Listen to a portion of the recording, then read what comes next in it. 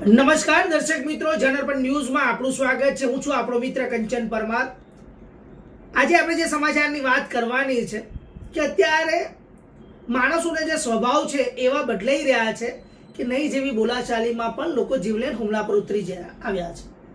જી હા દર્શક મિત્રો, આજે માંજલપુર હલવાનાકા પાસેનો એક બનાવ છે ને એની આપણે વાત કરવી છે કે માંજલપુર જીવલેણ હુમલામાં વડોદરા માંજલપુર વિસ્તારમાં જે જીવલેણ હુમલો થયો છે એ બનાવમાં પોલીસે ગણતરીના કલાકોમાં જ આરોપીની ધરપકડ કરી છે અને કાયદેસરની કાર્યવાહી પણ કરી છે. પણ શું છે સમગ્ર મામલો? તો 24 ઓગસ્ટે હલવાનાકા પાસે શનિદેવ મંદિરથી ભૈરવનગર તરફ જવાના રોડ રસ્તા તરફ ફરિયાદીના જણાવ્યા પ્રમાણે ફરિયાદી ચાલતા જતા હતા ત્યારે શાકભાજીની એક લારીનું વ્હીલ તેમના પગ પર ચડી ગયું હતું અને એ વ્હીલ ચડી જતા તેમને લારીવાળાને ઠપકો આપ્યો હશે અને એ ઠપકાના આધારે લારીવાળાને માઠું લાગ્યું અને ઉગ્ર બોલાચાલી થઈ અને ત્યારબાદ લારીવાળાએ પ્રાણઘાતક ઇરાદે લાકડાના લાંબા પાટિયાથી ફરિયાદીના માથામાં 3 થી 4 ઘા ઝીકી દીધા અને ફરિયાદીને ત્યાં જ પાડી દીધો, જે તમે વિડીયોમાં જોઈ શકો છો. ફરિયાદીના આધારે માંજલપુર પોલીસે બીએનએસ કલમ 109A 296B તથા ગુજરાત પોલીસ એક્ટ કલમ 135 હેઠળ ગુનો નોંધી આરોપી પ્રેમદાસ રૂપલાલ ગૌતમની ધરપકડ કરી છે. આગળની કાયદેસરની કાર્યવાહી પોલીસે જ્યારે હાથ ધરી છે ત્યારે વડોદરા માંજલપુરના આ મહત્વના સમાચાર હતા. દર્શક મિત્રો, અત્યારે તમે જુઓ નાની નાની બાબતોમાં, કાલે વિલાપુરમાં એક ફેસબુક કોમેન્ટમાં મારામારી થઈ. આવા કેટલાય એવા ઝઘડા છે જે ઝઘડાનું કોઈ મૂળ કારણ જ હોતું નથી અને તેમાં ઝઘડા થાય છે, પોલીસ ધંધે લાગે છે. અને મહત્વની વાત એ છે, આ અહેવાલનું મુખ્ય કારણ એ છે કે એક સિનિયર સિટીઝન છે તેના પર હુમલો થાય છે.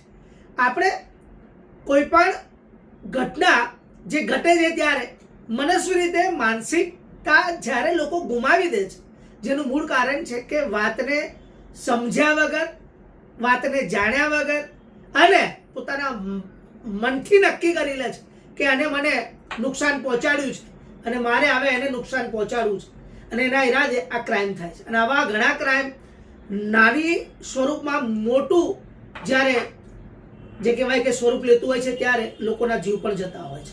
તો દર્શક મિત્રો, તમારી આજુબાજુમાં આવી કોઈ પણ ઘટના ઘટતી હોય ત્યારે સ્થાનિક પોલીસનો સંપર્ક કરજો અને ક્યારે પણ કોઈ વ્યક્તિ કોઈ પણ રીતે આપણને જ્યારે બોલે ત્યારે ખાસ કરીને ધ્યાન આપવું, સમજવું, વિચારવું અને ત્યારબાદ જ આપણે એનો નિર્ણય લેવો.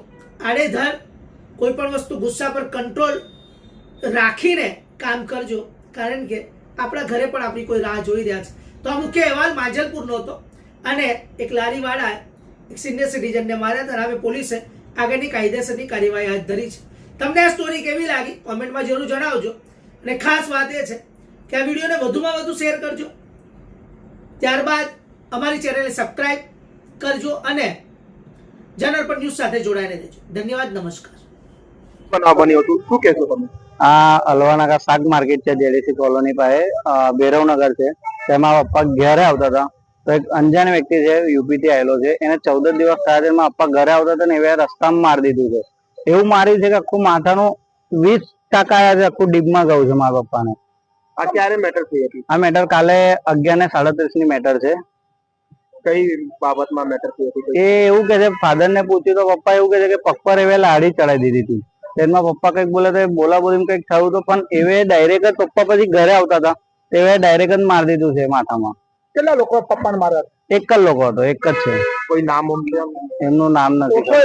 ના ના ના, કોઈ નહીં. 14 દિવસ એને થયા આવ્યા છે ભૈરવનગરમાં.